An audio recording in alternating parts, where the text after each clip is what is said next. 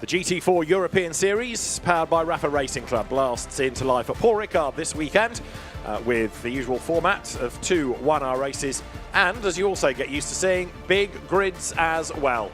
Qualifying is about to get underway. Cars have made their way down to the end of the pit lane. We'll go green very shortly. 2 sessions, 20 minutes each. The first session determines the grid for race 1, driver change in all but 1 car, and then Q2 is the grid for the second race of the weekend. As ever in GT4 European Series, it's a big grid. It's going to be a really competitive opener to the championship, that is for sure.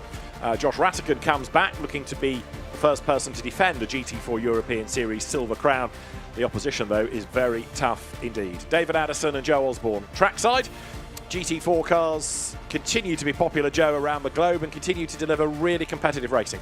Yeah, we've got 10 manufacturers in the GT4 series, like the GT3 series we're supporting here. So there's a huge amount of competition there. There's 25 different nationalities of drivers there. We've got 6 past champions as well. So it really is a who's who of GT4 racing, and all of these nations within Europe and globally put in a strong entry, so it's going to be hard to call. You can actually see the rain on the windscreen, bit of a juxtaposition there, bright sunshine and rain. And that's really been the flavour of the day so far here, weather-wise, at Paul Ricard.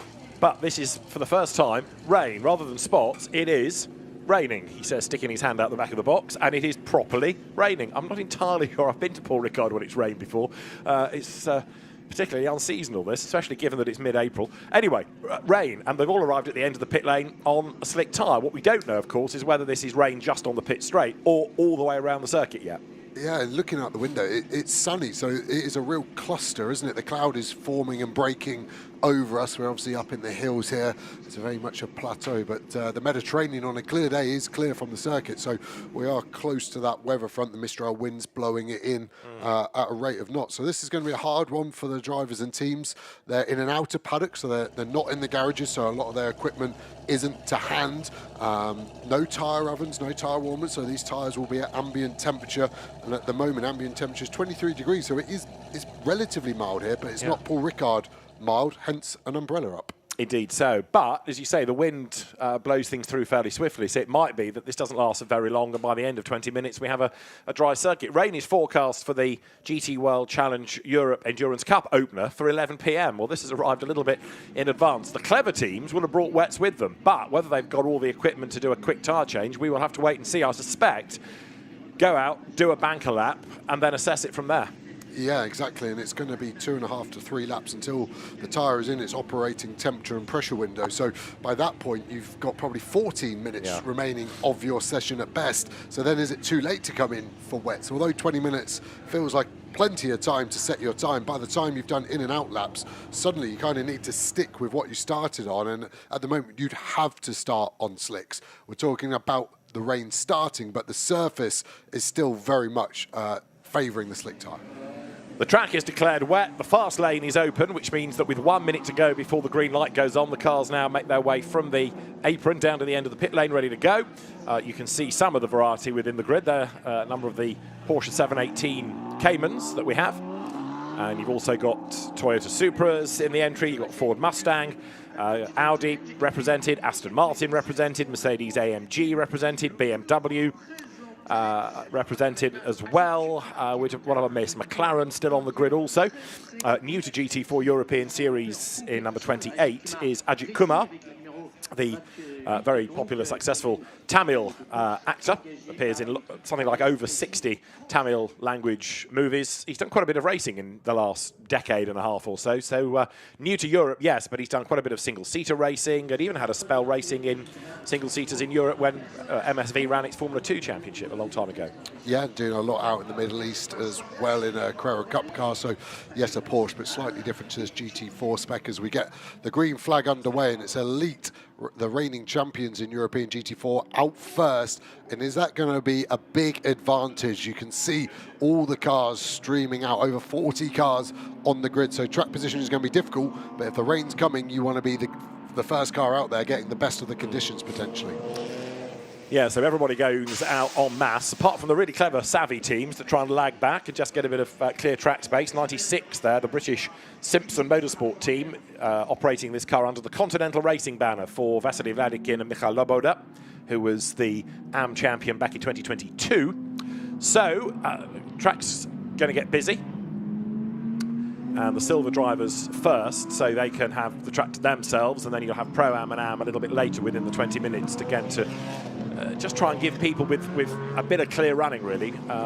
So much of a GT4 race comes down to where you qualify. If you can have a slightly calmer qualifying session with a bit of space, you've got a better chance of a good grid position, of course. Massively, and the risk of damage in the race reduces at the biggest rate. Really, anywhere outside the top 10 is what we'd call the kind of danger zone, and suddenly you just get caught up in so many more accidents that don't have to be your fault, but can be race ending. So that's why the focus on qualifying is so imperative. It always feels like, oh, it's a bit of an ego massage because there's no points in this, and obviously the race is where it's at, but your chance of a better race stems from now. And yeah, Josh Ratigan still holding that position. Doesn't look like the Audi behind is too interested in trying to one-up him to get that track position, but everyone behind really starting to vie for some nice track space. Looks potentially a bit drier out here into Sector 3 now as they come round, seen into Le Bousset turns 10 and 11. These tyres, like I said, not in the tyre room, so their pressures will have a minimum tyre pressure set by Pirelli, 1.3 bar, so they can't start below that. And even at that relatively high pressure, there's a chance of tyre failure if you're using too much curb. The serration of the curb before the tyre is and at its inflated state can then cause you an issue later on in that tyre's life. Now, one of the cars to watch in this is going to be number 10, as there, oh dear, into the pit lane will have to come number 3 Audi. That is Benjamin Lariche, because the engine cover has popped open, so he does bail for the pit lane. I was about to say Ethan Giardini's Ginetta was fastest in the pre-qualifying session at the start of the day, 2 minutes 12. We had 2:11s yesterday from Benjamin Lariche's Audi, but not with its air brake. That's now brought him into the pit lane, runner-up in the championship last year. That's a bit embarrassing. Yeah, I'm just going to say that's finger trouble probably from the mechanics in the prep of that, with it being the outlap. If it was later on in the race, it could obviously be a component failure, but that early on. And yeah, Lariche did well to spot that, in all honesty, because the rear view mirror on these race cars isn't the best. So maybe the team got onto the radio and told him exactly what the issue was and he needed to box. So drivers are now onto a first flying lap. They've had an out lap, and this is the first flying lap of the session. It'll get faster as fuel load comes down and tyres get warmer, but flying lap as in a lap that will generate a time. This is the first thereof. Davide Meloni waiting for the Pro and the Am, Pro-Am and Am part of the session to get underway. So now Greg Gilbert is the man starting to put in proper sector times. Out of the pit lane again goes Benjamin Lariche, so slightly out of sequence, but didn't lose too much of the session in the pit lane. But again, it's going to be, as we made the point, towards the end of the 20-minute period where the better lap times will come, especially given that the ambient's not that great, so it'll take a little bit longer to get things up to temperature. That said, times will be a-coming. How good they will be early doors, we'll find out. You can see that people are still trying to get the warmth into the tyres. So towards Le Bousset goes 78 McLaren, Josh Ratigan, reigning silver champion. Tom Leben, his co-driver from last year, has moved on to International GT Open and a Ferrari GT3 with Elite, but they are still running this McLaren. So in the second session, you'll see Mackenzie Cresswell out of single-seaters and new to GT racing, taking the car over.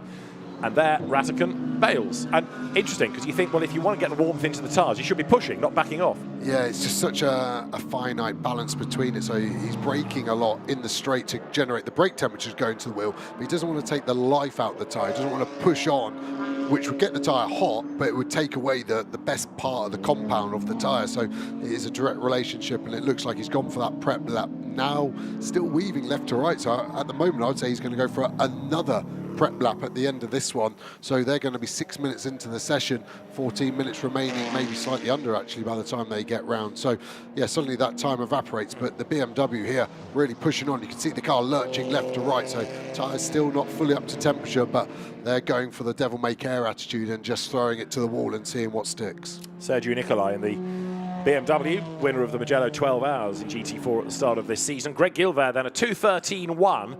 That's about 7/10 or so off this morning, so they're not that far away, even if some of them are still warming up tyres. Not a bad opening lap by Greg Gilbert, very experienced GT4 racer. He's been a Pro-Am champion over the years. Ethan Gialdini's Ginetta second. Good to have Ginetta back on the grid.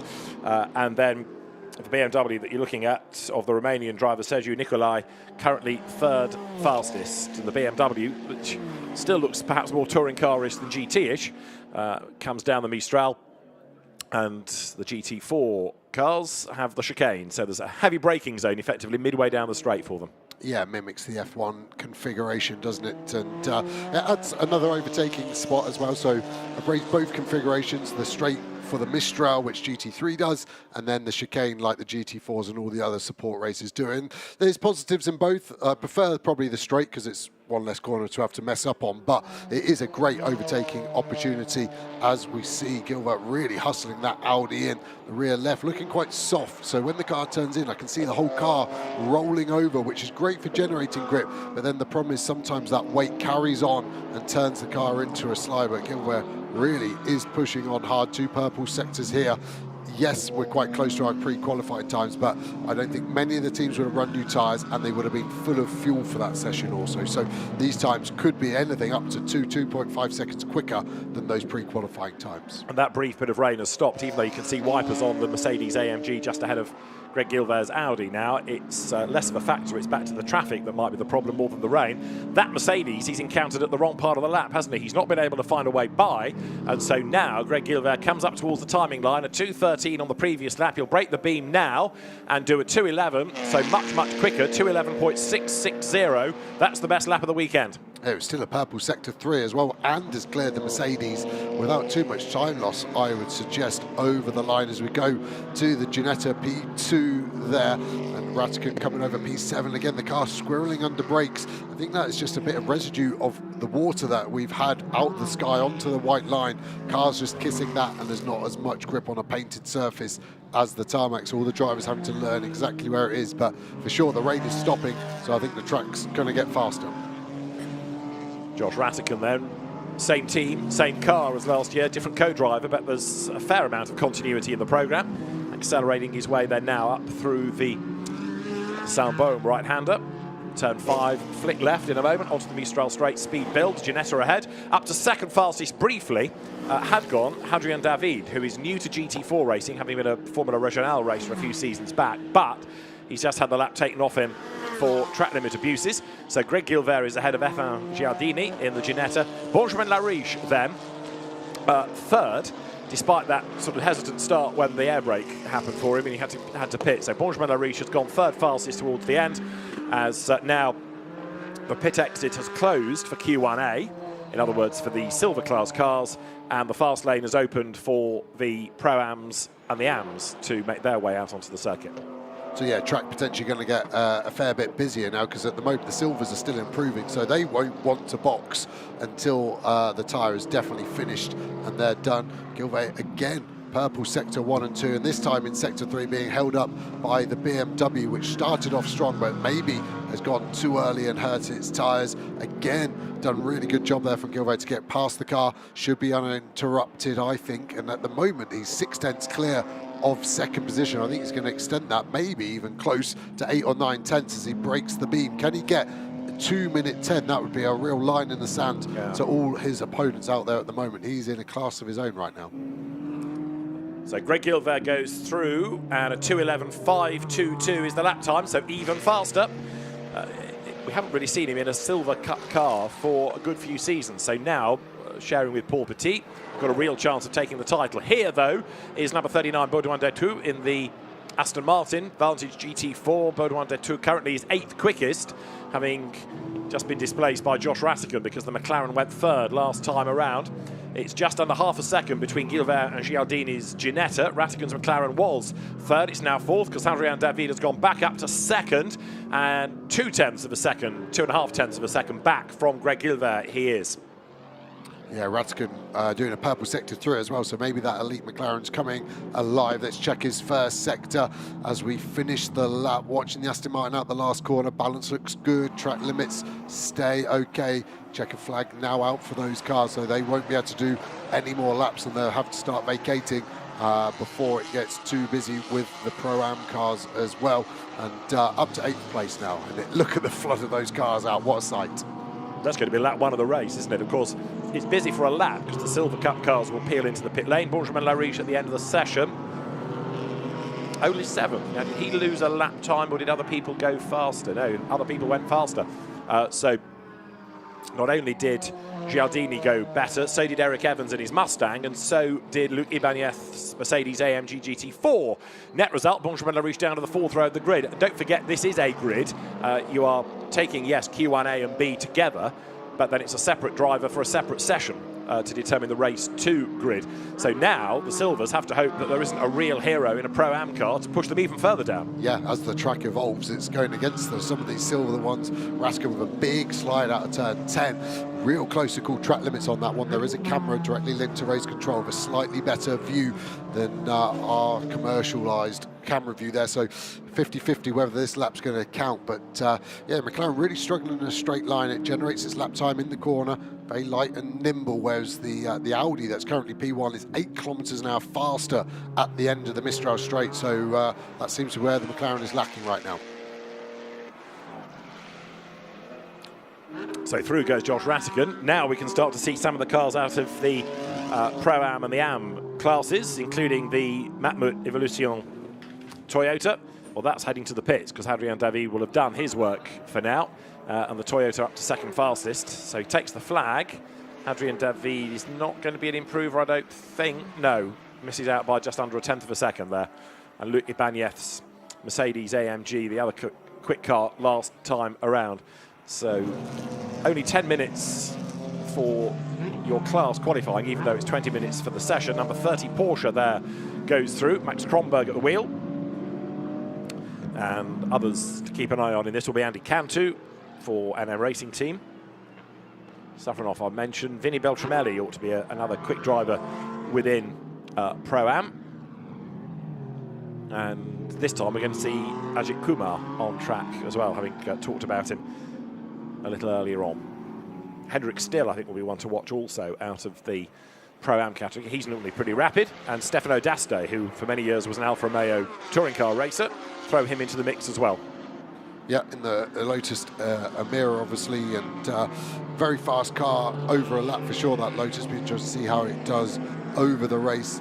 D'Aste as well, team owner of PB Racing, so owner driver as well, so double duty, double stress. It depends which way you look at it, but yeah, this second part of Q1 suddenly feels very busy straight away as we go through the same flow, and the time just evaporates so quickly, and it is difficult for the Am drivers to generate the heat, which then gives them the confidence in the grip, and is very much a direct cycle of confidence, grip, confidence, and if you're not pushing, you don't get the grip, and it's hard to ever get out of that slippery slope. Again, a big snap of oversteer under braking there for Kumar. That would have definitely woken him up as he starts, as we see the Mustang getting its new driver in. It's going to be a pretty quick getting ready, and as this session starts to finish, he'll be getting ready for Q2. Right, so as I say, now we'll see whether the quick drivers within a Pro-Am car can get themselves into the mix against the Silvers. They don't have much time to do it because the clock's already got itself to about 6 minutes to go, and they're still warming up tyres. So you need to be on the money quickly. Any lap, basically, is of huge importance here. They've had free practice, they've had pre-qualifying, so a lot of track time has been given to them. But now, when you really need to get a good lap in, you don't get much of a rhythm, do you? Because as you said early on, you get, what, 6-7 proper flying laps, if you're lucky, in 20 minutes.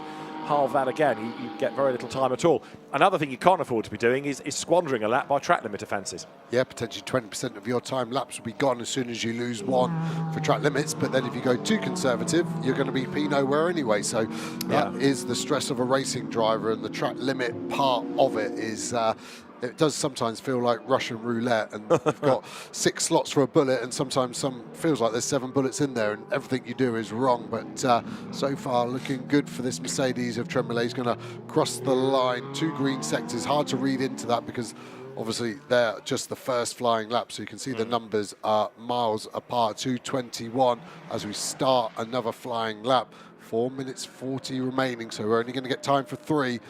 A lot of these cars still struggling into turn number 1. I just wonder if that was where the heaviest rain was, and there's still some residue there, because we're used to seeing the cars nice and flat and planted under braking, but it's quite the opposite of what we're seeing so far. Eric Tremollet, who is the man behind the Vic team, which operates this car, Clio Cup champion in France back in 2013. So he's done a lot of racing, mainly in one-make saloons, Peugeots or Clios, but GT4 in France, not really the European series prior to this, but will be one to watch with him. Pro-Am, Tremollet sharing with Olivier Jouffret, who will drive in Q2. So out of turn 6 onto the Mistral straight. Speed now starts to build. 4 minutes are on the clock as now we start to get lap times in. Gabriele Ilkova's Toyota Supra goes up to 21st in the times. And Hugo Mojica's Ginetta as well, 2:13.313. That is the best thus far, 14th overall. Yeah, suddenly just jumps up there, doesn't it? Like you said, some of the silvers will be looking over their shoulders now. They're all in the box. That's why their names are highlighted in red. They're in pit lane. So now it's time for the Pro-Ams to see where they can get up in the mix. And yeah, some scalps to be had there. Still not a super fast Sector 2 from Tremollet. Sector 1 was pretty strong, considering obviously a bronze-rated driver against some of these very quick silver drivers, some of them really knocking on the door of becoming golds, being their speed and experience now. So this is a great chance to see where you stack up against them for some of these very quick and respectable bronze drivers.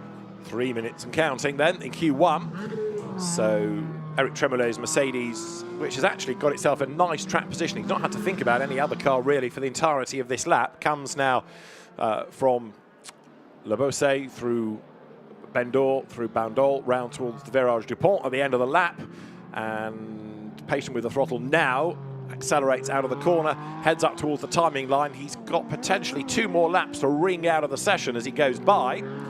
Eric Tremollet 24th when he came up to the line, 11th as he crossed over it, so that's a good effort. But Hendrik Still behind him in the Porsche has gone 3rd overall. Quickest in Pro-Am, but 3rd outright. Well, you kind of expect that. Hendrik Still is very much a pro in a Pro-Am car, but that illustrates the point that the silvers aren't going to have it all their own way at the front. Yep, definitely. Less than 3/10 off pole as well, and 3 green sectors, time to do 2 laps as well. So they've got a chance of taking pole in this session.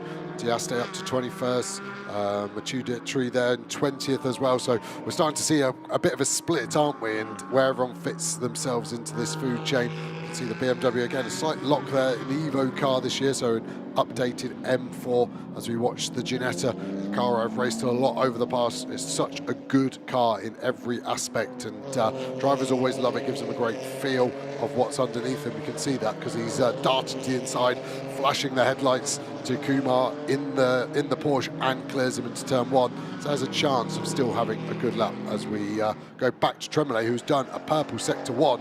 We saw Sector 1 was strong last time by. It was only 0.3 of a second off the fastest, but we lost nearly a second in Sector 2. That's now down to 0.7. So basically the first 2 sectors are 0.3 better each. So are we on for a sort of a 0.9 to a second gain on this lap for Tremollet?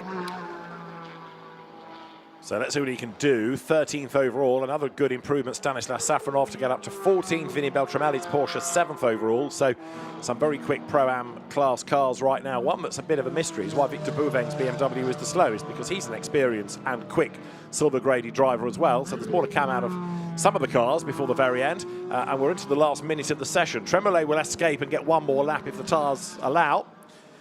He is 3rd in this part of the session. Yeah, I'd say the Bouveng problem was that he lost his last lap time. Right, we're talking about suddenly you just go. I don't know what the lap time was, but it was a lap deleted less than a minute ago. So his best lap, I would guess, is gone, as we are now under 30 seconds remaining. So anyone that is not in Sector 3 right now will not get another lap. So these cars are just scampering to the line. And what can they do? What can they do to upset the order? Stefano Daste's Lotus goes through, but doesn't improve, as we see the Mathieu Ditry Porsche coming up now towards the timing line, another of the Caymans. So heading to the line, man that's raced in touring cars as well as occasional GT4 outings. Ditry goes by, and in the 2:13s, so not a bad effort at all that by Mathieu Ditry. More Porsches, 32. That's the Hendrik Still Joachim Bolting car. Hendrik still at the wheel of it. and he's up to second overall now and has gone purple sector into the first part of the lap. So 2:11.646, he's only a 10th shy of Greg Gilvet anyway, but this could put Henrik Still onto outright pole position. Yep, his fast sector 1 is enough to be pole if he can just match what he's done in the next 2 sectors. I don't think he's going to get traffic from Tremblay in front. If anything, he might just be starting to sneak a bit of a toe at the end of this next part of the Mistral Straight. He's just got to keep it legal, knowing where the track limits are being watched and monitored.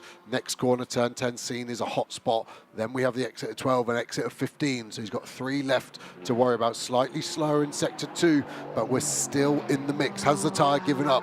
Is this where we're going to really lose the time in sector 3? It suddenly becomes very tight, twisty, technical. This is where you need the tyre to go.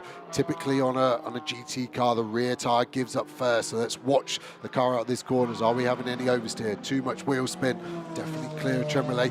Chucking the car in. The front end of that Porsche still looks great for Still. How about the exit here? Still looks compliant and planted. What can he do? 2 more corners to go. He's not had an outright pole since Hockenheim back in 2023.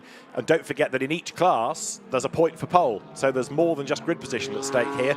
It's all helping towards the championship. So Henrik Still, class pole, yes, but an outright pole would be quite something for him. Here he comes then, up towards the timing line. Junked a bit of time in the middle sector. He's 0.124 of a second down, comes up to the beam and goes quickest then.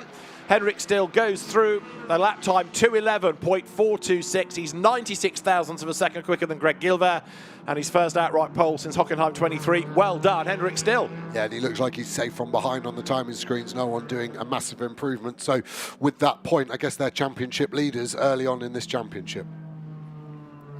Looks like he's backed out of it after the checkered flag. Now, just need to let the car slow down. These GT4 cars, more road car based than their bigger siblings in GT3. So the cool down lap's quite important to get the gearbox engine temperature back down. You don't want to just stop these cars hot into the race. You need to make sure you're okay, and also we're straight into Q2 as well. So trying to take some heat out of those brakes for your teammate. They will be very thankful for that as they jump into the car.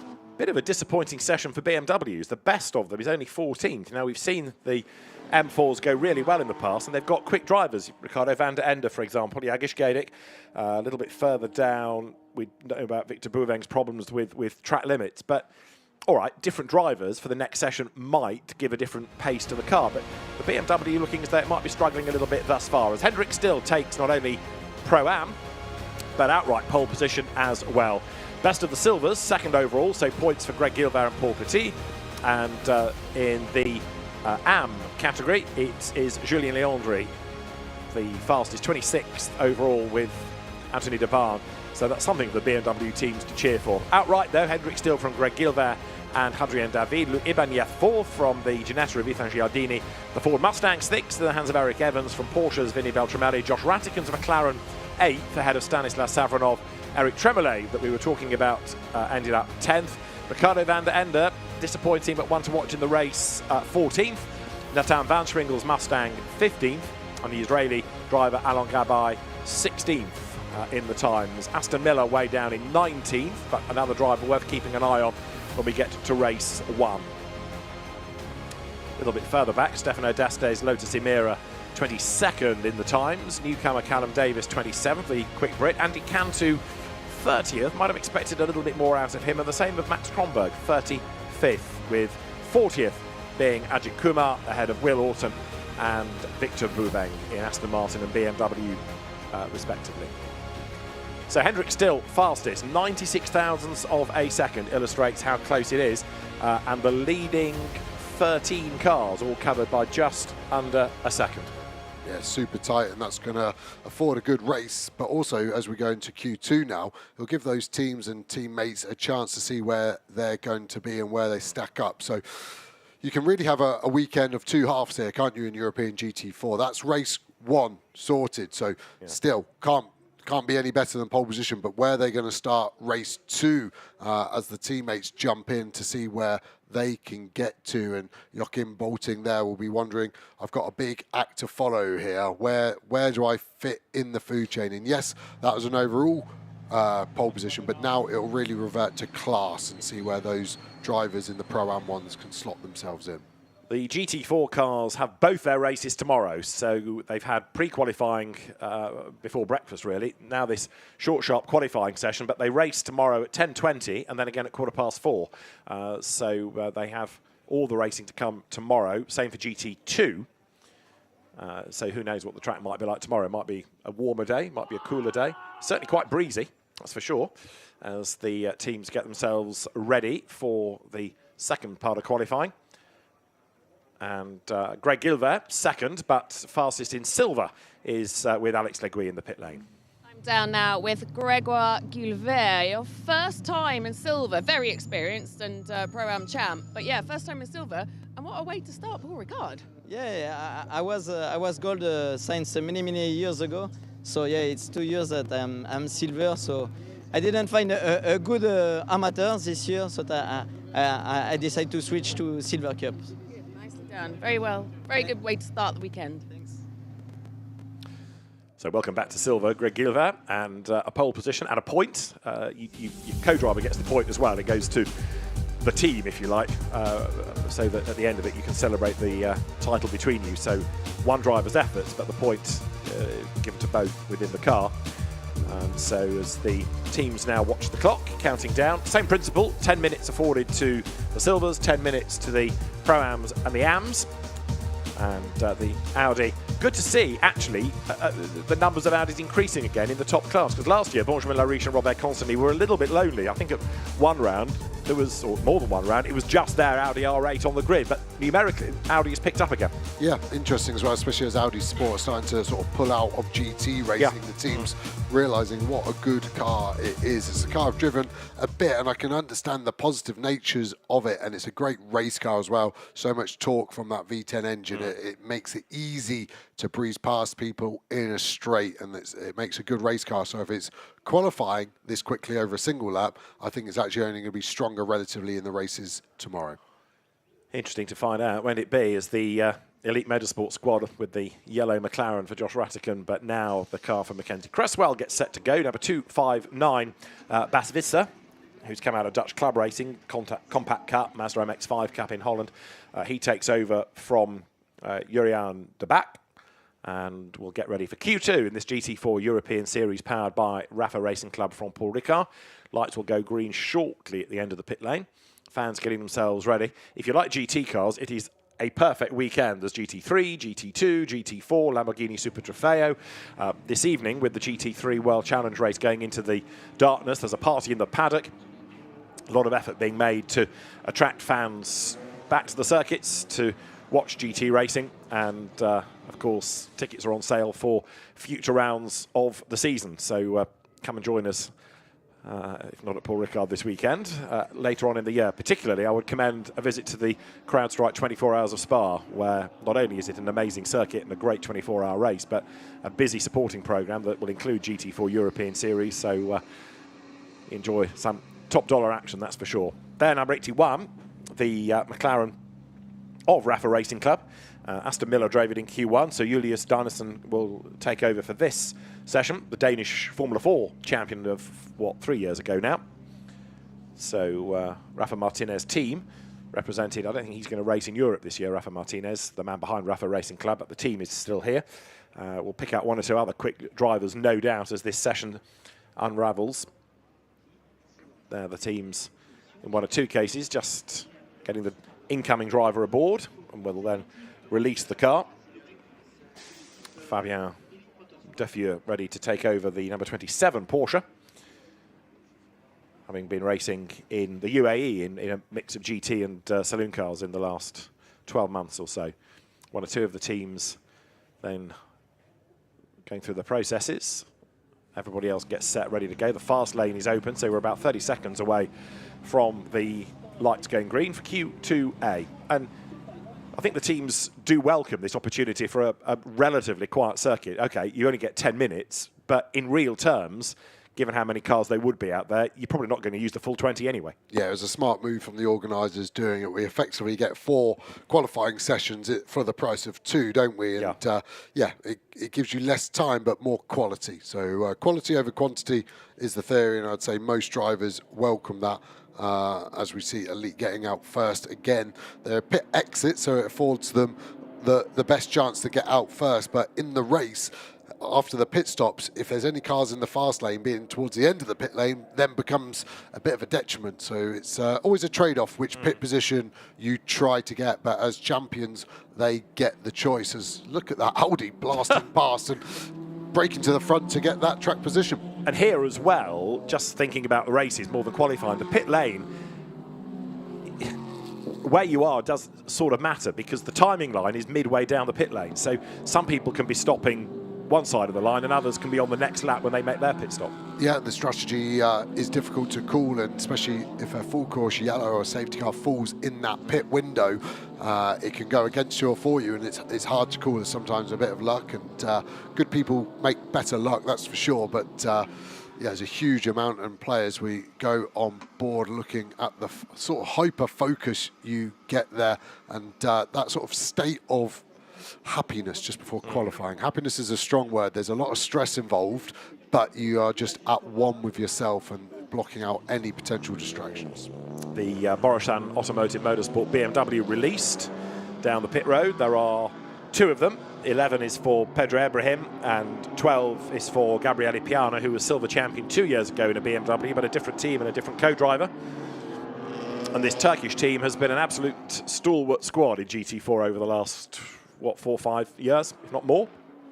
Now, former rally driver Robert Consani takes over number 3 Audi. He and Benjamin Lariche absolutely starred in Jeddah at the end of last season. And Robert Consani then, who's raced not only in GT4 in Europe, but also in the French Championship. How many more years he's going to compete for, we'll have to wait and see, because his son is now racing in the French Formula 4 Championship, Andy Consani. So it might be that sooner or later, Dad needs to concentrate efforts / budget on his lad.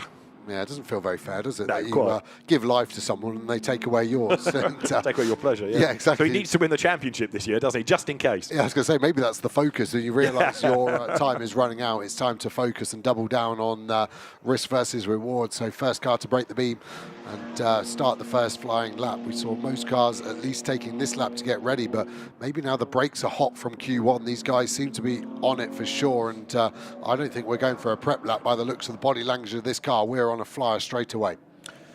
And hopefully the engine cover will stay closed this time, unlike on Benjamin Lariche's first flying lap of the session. Right, so down towards that 345S he comes, and a little clip of the curb for Robert Consani. Really did look impressive in Jeddah, and we put that kind of down to rally background. Narrow roads, barriers either side, not somewhere that they've done any testing really, a bit like a rally stage, and he rose to the occasion, and he's doing it here as well with an absolute best within the first sector. And he's on his own, nobody around him. Yeah, that aggressive outlap was perfect, wasn't it? It's given him 20 seconds to anyone in front or behind, and seems to have turned it on quickly. The placement of the cars as we watch through 3, 4 and 5 is perfect. Let's watch into this chicane. We want to get as close as we can to that bollard, just about missing it. That was perfect. Clip it in here. You can see the curbs. The first half is serrated, then the second half, the back half, is actually flat, and you want to hook the car up, and that's exactly what Consani's done there into this fast part of scene. Again, you want to tuck it into the inside. Careful of track limits on exit. The apex looks good. Got a yellow sector 2, so that's behind what we're watching at the moment. Just about staying legal. Potentially a bit greedy there. What do I red flag? So everyone stops down to 80 kilometers an hour, and we have a car in the wall. That's onto the pitch straight. So that's on the exit of 7 into 7. Exit of 6. Quite a strange off there. It's on the Mistral, isn't it? And he's lost a wheel by the look of it. Yeah, I actually think that's the problem. I don't think it's a crash. I think a rear left wheel is departed there, and in the process has caused the damage. So I don't think it is a spin and hit into the wall. I think you're right, David. I think the departed wheel is the issue. Yeah, it's certainly not going to drive away from there. And it's a strange place for the wheel to come off, though, because had it not been secured properly in the pit lane, you'd have expected it to have come off sooner. Anyway, the net result is that Elias Niskanen is out of the car. You can see there's a bit of damage to the back of it, but there are no witness marks suggesting a spin to get there. I agree with you. It looks like the wheel has parted company, and he's had no option but to park it. Yeah, and you are totally right. Normally a wheel that isn't right comes off quicker than that, but the GT4 having 5 wheel studs rather than the centre singular one, it does sometimes mean if one nut fails, the other 4 can hold on for a bit, right, and then a curb strike is almost the straw that breaks the camel's back, and then they all go. So I remember in the past racing in GT4, you'd watch the mechanics changing the wheel and you'd hear one of the wheel studs snap, and you'd go, that's why there's 5 of them, and hope the other 4 hang on for dear life. And also a scrutineer hasn't just seen your issue. But yeah, that would be my guess. The rear left is the most loaded side and corner around Paul Ricard. More right-handers, and then the rear, obviously, with the traction. I'd imagine that's what's happened. If we get a replay as it comes out of 6, booted the throttle down, and the car's just gone, no thank you, and we've lost 25% of our wheels. I haven't yet worked out where the wheel is. It's not terribly obvious where it's gone to. Anyway, red flag, so everybody has to come into the pit lane. Because it's qualifying, the clock stops, of course. So for the teams, for the drivers now, they have to go again.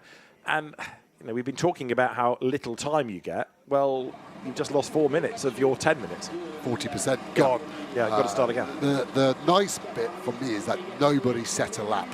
If that red flag was, what, 35, 40 seconds later, Contini would have done a lap, yes, and would have had a huge advantage over everyone, but at least it was fair in that regard. But yeah, we need to restart and go again. But having said how aggressive Contini looked and how that outlap looked to have set him up nicely, another of the Audis, Paul Petit, taking over from Greg Gilbert, was quicker than Contini in the 2 sectors before the red flag came out. So actually, it's not just Contini who's got a quick Audi, Paul Petit rising to the occasion as well. Yeah, very tight actually, with the 2 purple sectors still only a tenth quicker, so it's going to be strange to see when these cars restart. Have they already used their tyre up or not? So let's go for a replay of, let's look on the left-hand side. You can just see the wheel bouncing along the inside of turn number 7. So that works out where the wheel's gone, and the Mercedes has just gone. So lucky for other cars around that wheel didn't collect one of them. Those wheels, 20 kilos doing 100 kilometres an hour is a lot of energy.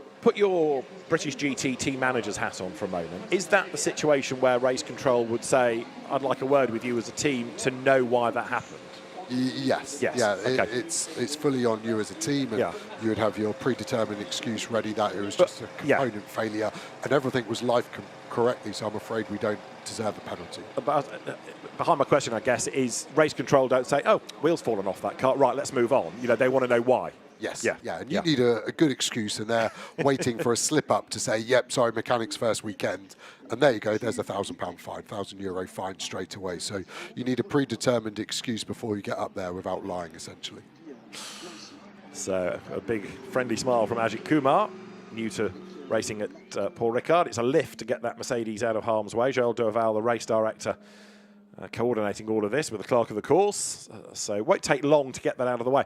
Again, the nice thing about Paul Ricard is there are so many little access roads and cut-throughs, you can easily get a car off the circuit once you've got it. Yeah, I think we'll be back to green in 3 to 4 minutes, and you can see how these GT cars are built now. There's actually 2 small holes in the top of the roof directly into the roll cage, and the pins from that crane goes straight into that and then just lifts straight up. So there's no more straps, there's no more cars falling off flatbeds, etc. So yeah, it's a very quick and efficient. So I think, yeah, that car will be on the back of the flatbed and it will get rolling and it will cut somewhere on the right-hand side of the Missile Straight. And the car will probably be back in pit lane in 5 minutes. But can they put another wheel on it? And for regulations, they can't use another tyre set, so they need to get the original wheel and see what damage was done. But normally, it's day done for that because all the wheel studs either be broken, the wheel would have been rounded out, and it just isn't as simple as sticking it back on. How much is a wheel? You know, if you costed that little drama, plus the rear bodywork that we saw damaged. Yeah, so the wheel's going to be €800. I would have thought that the tyre itself, €450. The rear bumper, I don't know the Mercedes, but I'm going to say €1,500, €2,000. Before you know, you've done a decent family second-hand car price on a small misdemeanor. So yeah, it's an expensive sport, and these are fast and expensive cars, and that's why it's never nice to see any damage to any race car. Sure. So again, the wheels come off, but it's got serious consequences financially as well as for where the car's going to be on the grid, and the story rumbles on. Right, so the team's getting themselves ready. We haven't yet been given an update as to the restart. Sometimes the race director will say that the restart will be on short notice because as soon as he can get the cars back out, he will, rather than putting in a fixed time. So as soon as possible, no doubt, we'll be back up and running. Nobody has yet done a lap time within this part of qualifying. And therefore, the drivers, when they do go out, have to do it all over again. Michiel Haverens takes over number 1 Mustang. We talked about Robert Consonny. Ruben Del Sart will be aboard number 5 Aston. Paul Petit we've touched on already. The other quick Dutch driver, Senna van Valstein, takes over the Ginetta from Ethan Gialdini. He'll be one to watch, as ever, will Gabriele Piana, who's racing GT3 as well as GT4 this weekend. And Gabriele Piana has kind of made his name in GT4, but very good driver in a GT3 car as well. Hendrik Still was the outright pole winner, remember, in Q1. He's in the pits with Alex. A good opportunity to have a chat to Henrik Still, your first pole since Hockenheim 23. Nicely done. Yeah, no, that's not correct. I mean, last year in Paul Ricard, I was also in pole position, but for another team in the Aston Martin. I'll shoot the stats, man. So it's already the 3rd overall pole position for me now in GT4 European Series. I mean, amazing. We didn't expect it here. I mean, we didn't expect it before the weekend, but then when we came here to the track, the first practice already was very good for us. We found a good setup, and I'm very happy. I mean, the car is amazing. Let's see how the race is going. To what extent, with this red flag now, as a driver, to what extent does this shake things up mentally to be stopped mid-session? Yeah, that's one point, but the other thing is also we have this splitted qualifying with these 2 groups, so 10 minutes on this long track with warming up the tires is quite tough. So this will destroy a lot of qualifyings for a lot of drivers, I'm sure. Other guys are happy and are lucky with it, but yeah, for sure it's very difficult in this situation now with the red flag, for sure, yeah. Okay. Race 1 tomorrow. So we are back in business then. Lights go green at the end of the pit lane. Session back underway. Hendrik still talking about trying to get tyres up to temperature. It does feel as though it's warming up again, although it's a pretty stiff breeze that we've got here. Yeah, track temp has actually risen 4 degrees in this session. We're now up to 27 degrees. It started at 23, so yeah, the sun is coming out and it's warming up.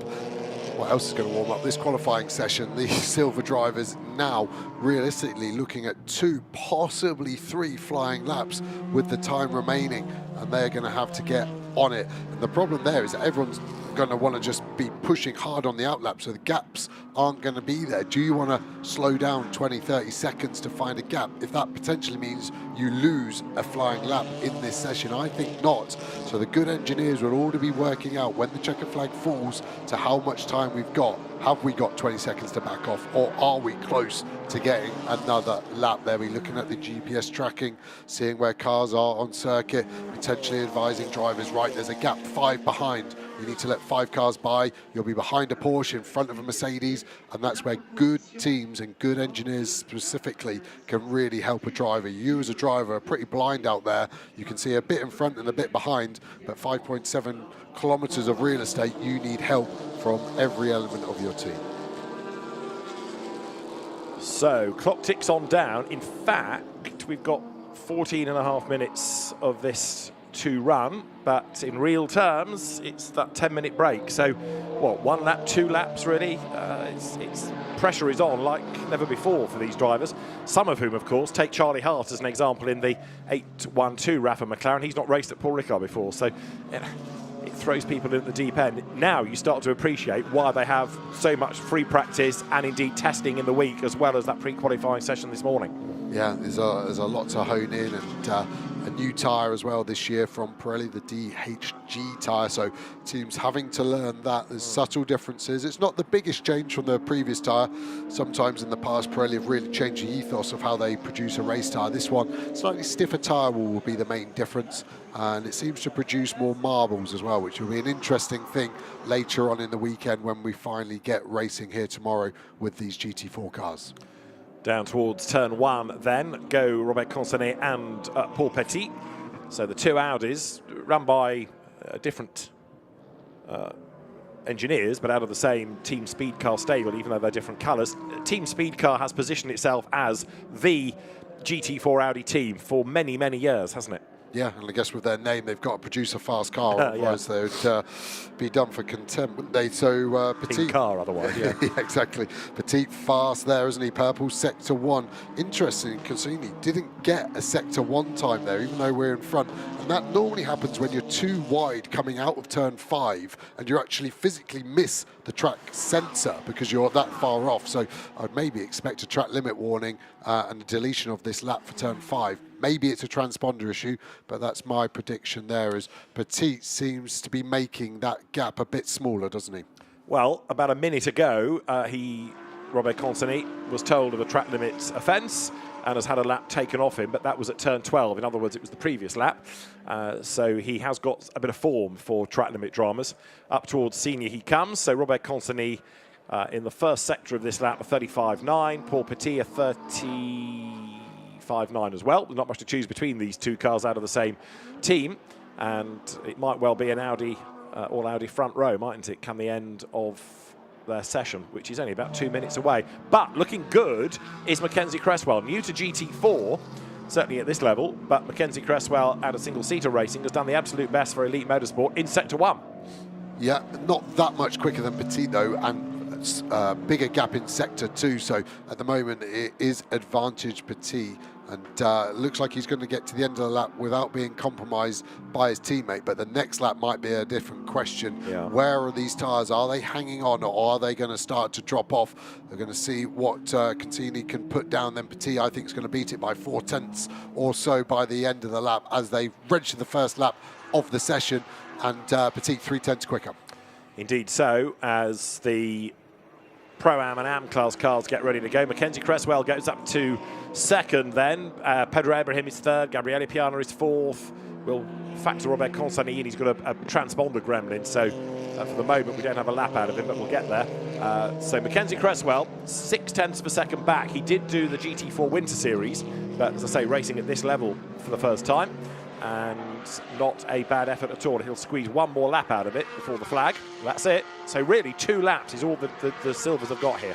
Yeah, we're seeing car 3 actually lost its lap times, although, yes, transponder issues. It did register a time and then lost it for track limits at T number 10. Also registered saying hit the bollard at T10, so cut the corner and then run wide. It wasn't the best turn number 10 there for Cassini, as we see all the Pro-Am cars lined up, ready to go, 30 seconds until they release. And there's Cassini, yellow flag, that is for him in Sector 2.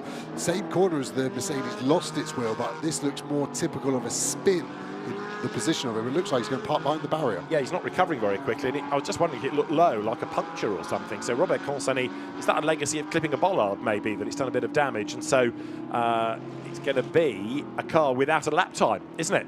So Robert Consani, despite looking so good before the red flag, gets out of the car, has a look at the damage, but that session done, and that's going to put them at the very back without a lap time.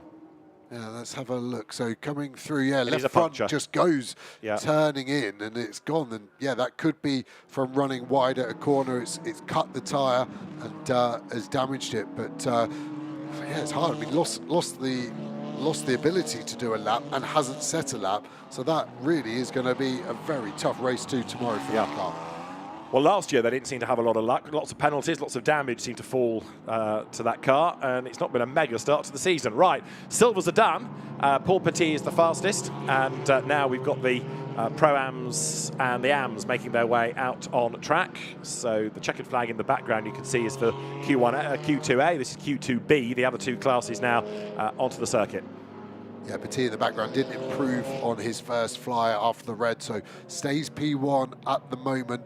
There's a few cars improving. There's a Ginetta in 4th at the moment, has done a purple Sector 1, just crosses the line, doesn't improve. So interesting story from that is really the first flyer for all of those silver cars ended up being their best. Yes, it was a disrupted session, but now track temp is rising another degree warmer now. So we are really starting to get warm. Have the teams got the pressures right for this sudden increase in track temperature? So those cars that have done their 10 minutes back off and are heading for the pit lane, trying not to get in the way of those that are on a prep lap. So Paul Petit, 2:11.419, the fastest in this part of qualifying. But again, we'll now start to see whether any of the Pro-Am cars, for example, can get up there. If, however, this is the session you've got your Am rather than your Pro, the answer is not. because they're not going to have the same pace. But what Henrik Steele did, you can't necessarily expect from his co-driver, who will be the lower graded within that Pro-Am entry. Here is Ajit Kumar in the AV racing car, the Alban Maruti team Porsche, letting the silvers go as he gets himself sorted. Heads into the chicane on the Mistral straight, getting himself prepared. But again, you can see the way the clock ticks on down. We've had 2 minutes of this part of the session and they haven't yet got onto a flying lap. Yeah, interestingly, Kumar, the only single driver, so he does both sessions, so slight advantage there compared to all the other drivers out there. He's already done a session, had a feeling of what new tyres feels like, so he can go again. But yeah, this is going to be interesting to see where everyone slots in.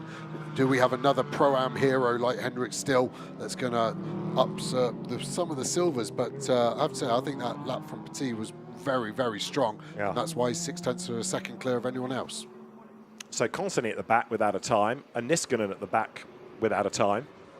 Got 2 quick cars there. So race 2 is going to be an interesting one. That is for certain, as the rest now start to accelerate onto a flying lap. 51 Ginetta. This is now Thibaut Mojica at the wheel. Ginettas have been sort of GT4 stalwarts, one of the brands right there in the beginning. And good to have the cars in numbers as well, coming back into the category this year. Yeah, I raced the first ever Ginetta GT4 in 2008 in British GT, then into European GT4 in 2009. Won the championship, which obviously you have to comment. Gosh. But, in equal measures, makes me feel very old now, talking about 2009, 15 years ago. And was that a 43-car grid when you won the championship like we have this year? It's not quantity, oh, it's okay. quality. Is it? Right. I think we were at 15 or so. It was a new series. Stefan Rattel had a vision. Yep. No one else saw the need for it back then. GT3, why do you need another category? But he saw and predicted the future of where GT racing was going, and we need this feeder category, and GT4 has really found its feet globally. It's not just European, it's domestic series in the US, the French series, the British series, in Australia. This has really gone around the world as well, if not better than GT3 in some markets. And so these busy grids that you have, so many manufacturers, such an international lineup as well, people coming from not just Asia, but America, from Canada to come and race in Europe. Bit of a wobble from Thibaut Mojica there coming down to Le Bossé as he gets the apex wrong for the first element of that double apex right. Survives it though, presses on. 5.5 minutes still on the clock.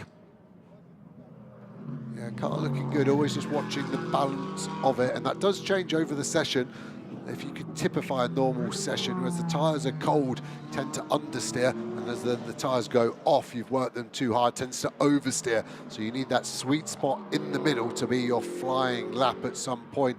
Car diving really nice under brakes. Remember, all of these cars have balanced performance to make them do the same lap time to slow the Ginetta down. It always looks quite high on the ride height, so there's a minimum ride height the cars have to adhere to, and it's a good way of slowing a car down. The higher you make the car, the draggier it is pushing through the air, but also the handling goes out of the window slightly as you raise that centre of gravity. So it isn't just ride height, it's weight, it's power, and even sometimes the teams are given a minimum wing angle as well. So all of these metrics controlled by SRO to such a good degree, and that's why we get 10 manufacturers all able to compete and win races. Paul Petit then with that fastest lap, 2:11.4. That's the fastest GT4 lap we've ever had around here. Lap records can only be set in races, but were you to have a qualifying lap record, were such a thing to exist, then that would be it. But it's the fastest lap that we've had. And there you can see other cars heading on to a flying lap, including Keith Gatehouse, 88, the NM Racing Team Mercedes. The American driver goes through. NM Racing Team Nielsen Montserrat's squad busy with GT2 and GT4 cars this weekend, and the man himself is also racing in GT2.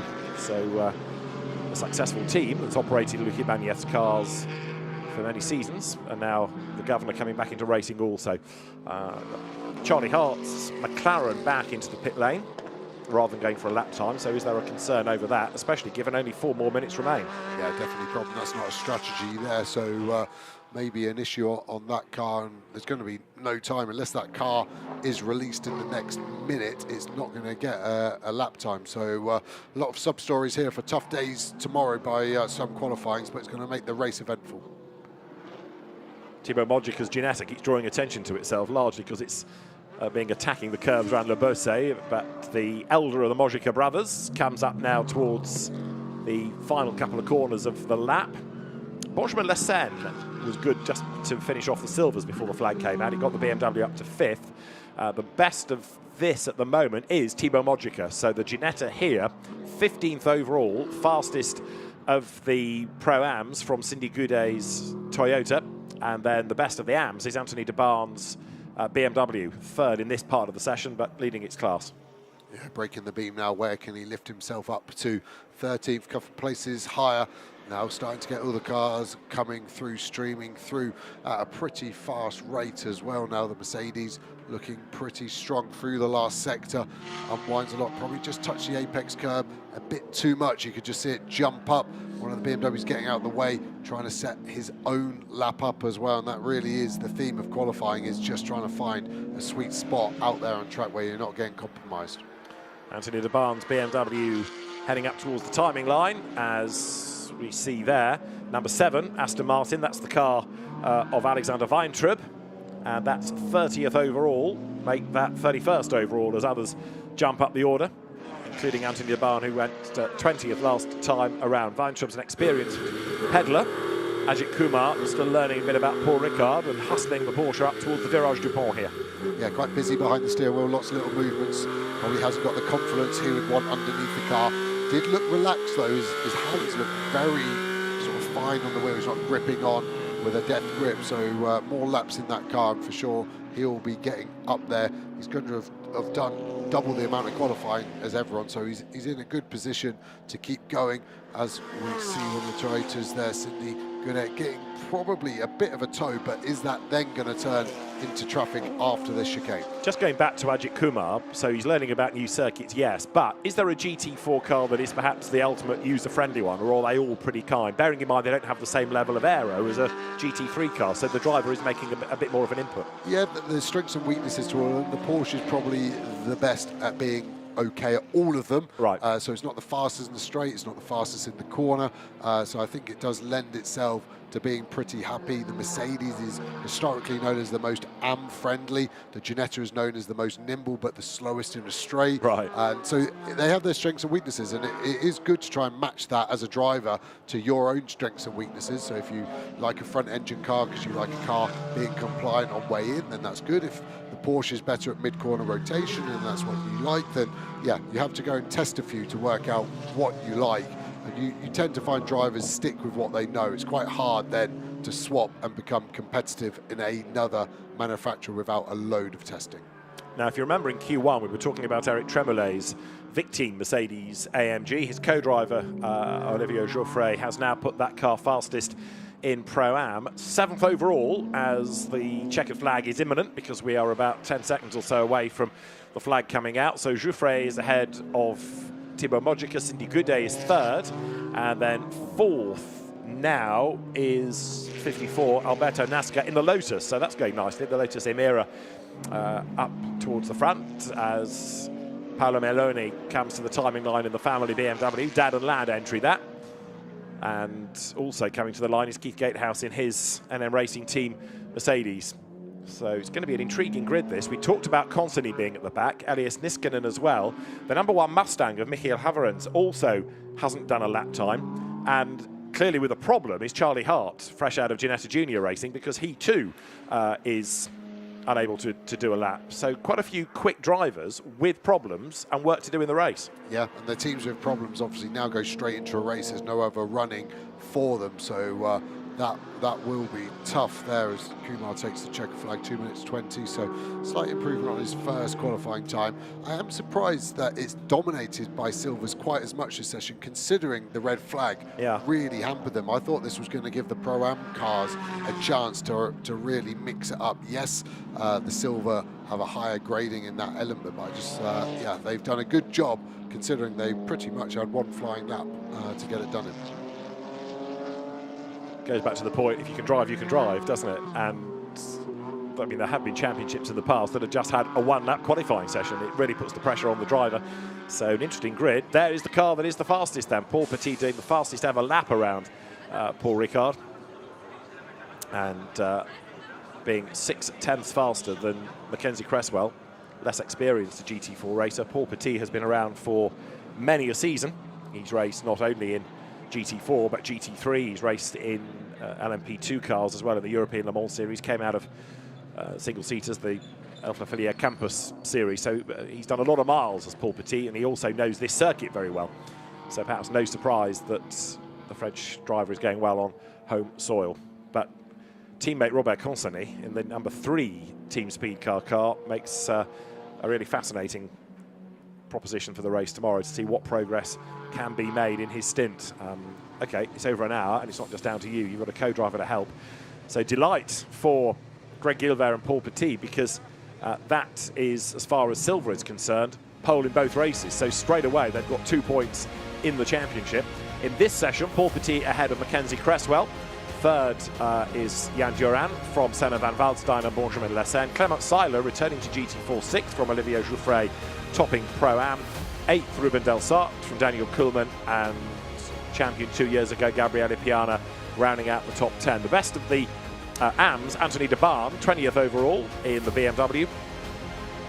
As we've been saying, Pro-Am to Olivier Jouffret, sharing with Eric Tremollet, and a good effort by Anthony de Barn.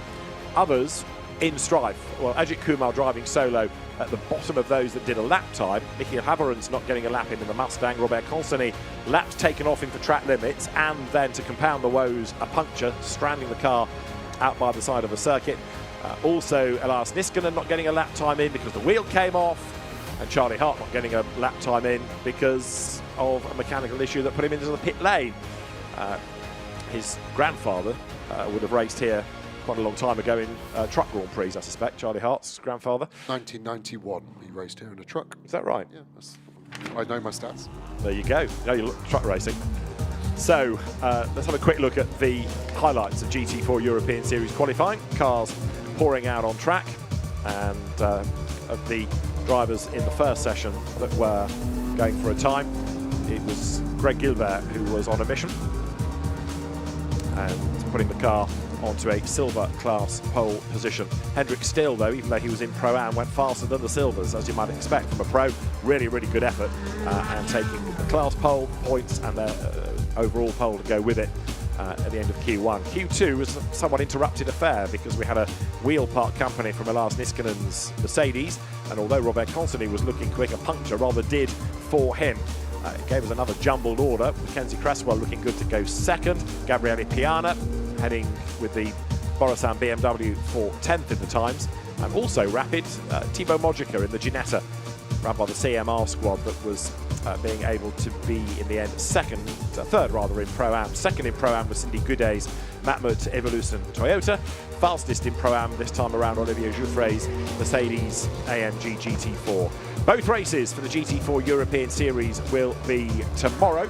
One in the morning, one mid-afternoon, and with 2 really interesting grids. It's going to be a cracking start to the season when we go racing at Paul Ricard tomorrow.